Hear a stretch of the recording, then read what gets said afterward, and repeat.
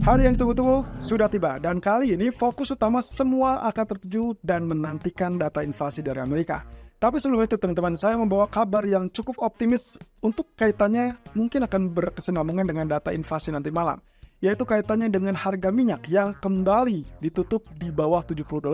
Ini adalah kali kedua saya melihat harga tetap bertahan di kisaran 65-66. Walaupun sebetulnya beberapa bulan lalu pernah terlihat di angka 63, tapi bagaimana korelasinya dengan harga minyak versus dengan inflasi Amerika?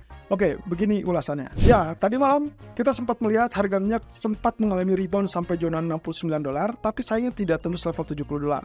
Dan bahkan di video kemarin saya sempat mengingatkan, kalau tidak tembus $70, maka kemungkinan kita harus segera exit dan hati-hati karena penurunan berikutnya akan sangat berbahaya. Bahkan kita sudah diperingatkan oleh JP Morgan, mereka memperkirakan harga minyak itu ada kemungkinan potensinya akan mencapai level $60 per barel, dan yang paling jauh kalau tidak salah Goldman Sachs yang memperkirakan sampai ke level $50. Nah, satu sisi apa yang membuat dia mengalami penurunan kembali, padahal kemarin kita sudah sempat singgung terkait dengan ancaman badai. Ya, dan juga di hari Senin ataupun Selasa saya rasa saya sudah juga mengingatkan bahwa dampak itu akan relatif jangka pendek.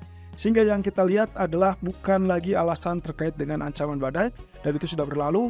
Lalu kemudian yang terjadi adalah kaitannya dengan OPEC, yang kali ini mereka melakukan pemangkasan ataupun update terbaru untuk proyeksi permintaan yang kalau tidak salah di 2024 yang pernah disampaikan adalah mereka cukup optimis. Tapi kali ini mereka menurunkan proyeksi tersebut karena melihat ada indikasi bahwa lemahnya permintaan China kemungkinan masih akan bertahan atau lebih tepatnya berlanjut beberapa waktu ke depan. Nah, untuk 2025 sendiri, perkiraan mereka ya mungkin masih moderat dan itu berarti tidak cukup bagus untuk harga minyak.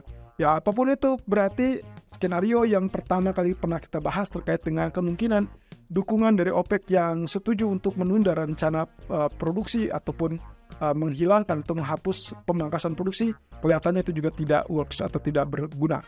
Nah, itulah sebabnya asumsi saya di sini adalah alasan terkait dengan penekanan ataupun yang memberikan efek tekanan jauh lebih dominan daripada efek bullishnya untuk sementara waktu. Di lain sisi, ada kabar yaitu terkait dengan mata uang Japanese yen yang ternyata sampai detik ini dia mengalami penurunan sampai level 140,0 ataupun 0,69 ya. Dan harganya masih tetap bertahan di zona tersebut. Kalau Anda ingat dalam grafik juga pernah kita bahas terkait dengan potensi ataupun peluang 141, 140. Kalau misalkan itu bisa berlanjut bahkan bisa sampai ke 137. Nah, salah satu alasannya adalah terkait dengan komentar dari anggota BOJ Nakagawa yang mengatakan bahwa suku bunga real untuk saat ini masih tetap sangat negatif, sehingga BOJ sangat layak untuk mempertimbangkan kembali menaikkan suku bunganya. Jadi inilah faktor utama yang membuat kenapa USD Japanese Yen mengalami penurunan. Satu sisi berarti yennya menguat terhadap US dollar, dan salah satu pemicunya tentunya adalah ekspektasi penurunan suku bunga dari Federal Reserve minggu depan. Nah, kabar terbaru terkait dengan potensi penurunan ini adalah terkait dengan ada potensi mereka cukup yakin inflasi nanti malam akan relatif turun, sehingga nantinya akan kita lihat mungkin Fed masih tetap terbuka untuk opsi 50 basis point. But anyway, yang paling penting di sini adalah dot plotnya, karena sampai saat ini pasar memperkirakan dot plot tersebut akan menunjukkan sekitar 3 kali pemangkasan atau penurunan suku bunga di tahun 2024.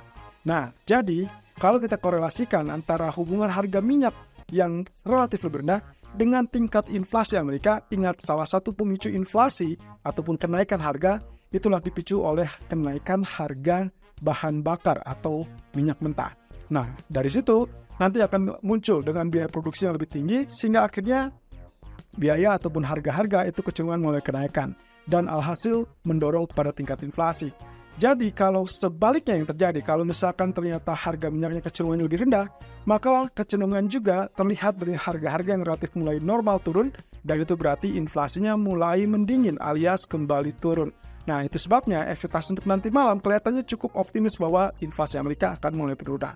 Oke, tadi siang kita juga sudah dapatkan data dari Inggris yaitu terkait dengan data GDP dan ternyata angkanya di bawah ekspektasi 0% versus 0,2%.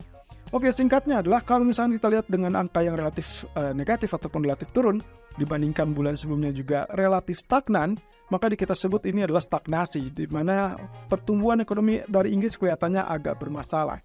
Nah, oleh karena itu ada kekhawatiran bahwa ini kemungkinan dipicu dengan melambatnya ekonomi Inggris di kuartal ketiga. Jadi perkiraan market kemungkinan itu akan menunjang ataupun mendukung untuk potensi pemangkasan suku bunga dari Bank of England. Ya, kita belum tahu apakah persentasenya sudah mulai meningkat atau tidak. Tapi saya rasa ini harusnya akan mendukung untuk ekspektasi tersebut, teman-teman. Jadi ceritanya, mungkin saja nanti kita akan melihat pound sterling juga akan mengalami penurunan. Tapi untuk saat ini, kelihatannya relatif kepada euro terlebih dulu karena semakin dekat besok akan dilakukan pemangkasan suku bunga. Oke, kita lanjut dengan apa yang akan kita amati. Berarti kita masih tetap menyisakan inflasi Amerika, dan itu akan nulis nanti malam. Dan besok adalah interest rate decision dari ECB. Oleh karena itu, kalau lihat dari agenda ekonomi kalendernya, maka saya akan mengamati terkait dengan data CPI utama, baik itu basis tahunan ataupun basis bulanan, dan juga core CPI untuk basis bulanan. Oke, kita lihat core CPI untuk basis bulanan perkiraannya tetap 0,2%. Lalu kemudian CPI utama, basis bulanan juga diperkirakan tetap 0,2%.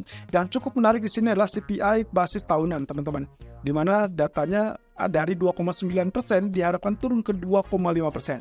Oke, saya mengingat kembali, dalam minggu ini kalau tidak salah di awal pekan, angka ekspektasi tersebut sebetulnya berada di angka 2,6%, dan itu ternyata berubah menjadi 2,5%, dan itulah asumsi ataupun proyeksi yang disampaikan dari beberapa ekonom dari bank-bank terkemuka.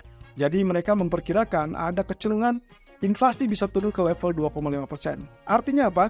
Artinya ini sangat bagus. Kalau misalkan inflasinya turun, berarti ada kesempatan untuk Fed membuka kembali untuk ruang pemangkasan 50 basis point. Atau minimal, ya kalaupun tidak dengan 50 basis point, ini akan memberikan gambaran yang lebih dahsyat lagi, yaitu dot plot kemungkinan akan mendukung ekspektasi market untuk penurunan 3 kali suku bunga di tahun 2024. That means September, November, dan Desember. Ini juga kaitannya dengan indikasi ataupun penyampaian dari apa yang disampaikan oleh Powell, baik itu di FOMC meeting terakhir di bulan Juli dan juga termasuk di Jackson Hole Symposium di bulan Agustus yang lalu. Salah satu statementnya yang saya ingat adalah bahwa di dalam pikirannya ada kemungkinan melihat 0 sampai beberapa kali pemangkasan di tahun ini.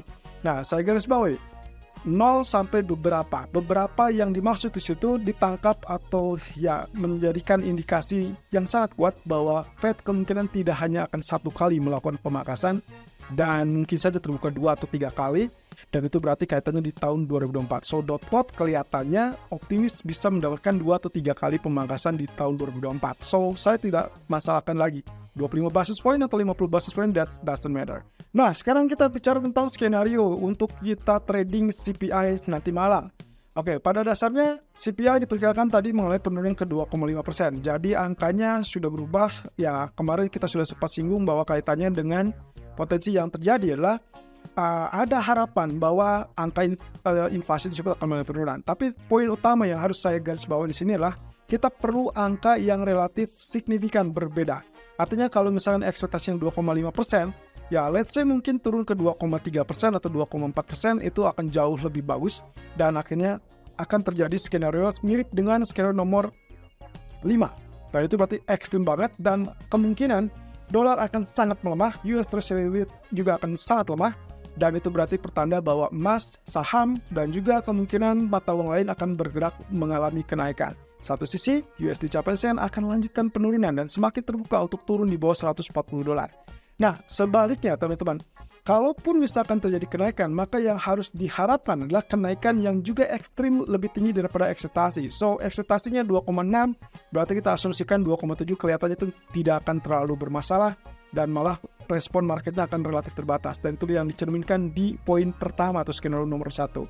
Nah, tapi kalau misalkan anggaplah dibandingkan previousnya 2,9%, tiba-tiba muncul dengan angka 3-3,1%. Ini akan membuat dolar akan mengalami penguatan. Tapi lagi-lagi, kalau misalkan kita perhatikan angkanya 3,0 atau 3,1%, ya mungkin agak melebar sedikit. Artinya tekanan negatif untuk emas, tekanan negatif untuk saham, dan USD Japanese Yen mungkin akan rebound. Nah, satu sisi, skenario nomor 3 itu akan mencerminkan kalau misalkan tiba-tiba mendapatkan kejutan lonjakan. Dan itu berarti kita asumsikan saja misalkan dia melonjak ke level 3,2% atau lebih tinggi. Of course, ini akan membuat emas collapse di bawah 2.500 kembali atau bahkan menguji 2480, dan juga indeks saham akan kembali tertekan turun dan USD Japanese Yen akan naik lebih tinggi teman-teman. Kali ini bukan hanya 144 atau 145 tapi kembali ke 146. Ini dengan catatan kalau muncul di skenario ketiga. Nah, masalahnya skenario ketiga ini dengan angka inflasi 3,2% mungkinkah terjadi? Karena kalau misalnya kita lihat dengan kondisi harga minyak yang sudah mengalami penurunan dan itu juga tercatat dari sejak bulan lalu, maka ya saya rasa akan sangat minim untuk skenario nomor 3. Kemungkinannya antara skenario 1, 2, atau mungkin kita akan dapatkan skenario nomor 4. Nah, bagaimana dengan skenario nomor 5? Skenario nomor 5 kemungkinan bisa saja terjadi, apalagi kalau misalkan harga minyak lagi-lagi tetap tertekan di bawah level $70 per barel. Well, at least kabar bagusnya adalah harga minyak yang bertahan seperti ini bisa saja untuk membekali data inflasi di kemudian hari. Artinya, minggu depan ataupun ya setelah FOMC meeting sebetulnya kita akan dapatkan lagi data-data seperti CPI dan juga non-farm payroll. Nah, berarti data CPI bulan depan mungkin akan berlanjut dengan penurunan kalau misalkan harga minyak tetap bertahan di bawah level $70 per barel. So, kira-kira nanti malam apakah Anda yakin bahwa inflasi akan turun atau Anda yakin harga akan mengalami kenaikan? So, kita lihat kemungkinan potensi apa yang bisa terjadi setelah terbantu dengan harga minyak tersebut.